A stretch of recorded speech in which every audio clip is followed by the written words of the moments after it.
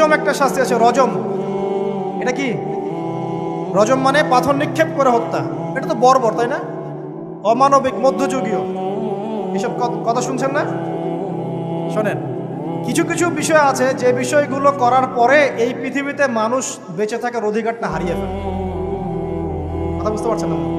কিছু কিছু পাপ আছে, এগুলো করলে পরে মানুষ এই পৃথিবীতে বেঁচে থাকার অধিকারটা হারায় ফেলে।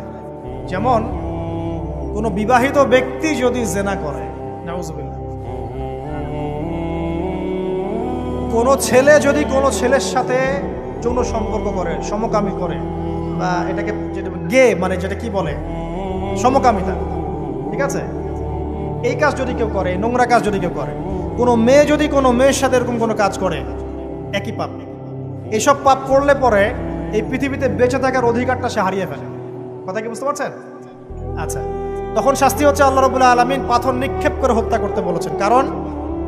কারণ হচ্ছে সে এত গর্হিত একটা কাজ করেছে যেটা এই শাস্তি পাওয়ার সম্পূর্ণ যোগ্য।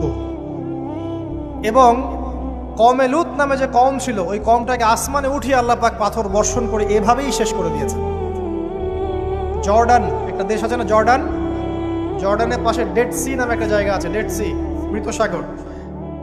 ওইখানে সাদুম নামে একটা গোত্র থাকতো। কোন গোত্র? সাদুম। ওই সাদুম গোত্র এরকম সমকামী ছিল। আল্লাহ রাব্বুল আলামিন লূত আলাইহিস সালামকে পাঠিয়েছিলেন, তারা হেদায়েতের বাণী শোনে নাই। আল্লাহ পাক ওদেরকে আসমানে উঠিয়ে পাথর নিক্ষেপ করে উল্টা দিকে দাফন করে দিয়েছে। কিছু কিছু পাপ আল্লাহ পাক সহ্য করেন না, আল্লাহ পাকের আরশ কেঁপে ওঠে। এই পাপগুলো সেরকম পাপ। কথা বুঝতে পারছেন? তো এই যে জিনা, পর্নোগ্রাফি, ব্যভিচার, পরকে, এগুলোর মধ্য দিয়ে আমরা নারীর অবমাননা করছি না? এবং ধর্ম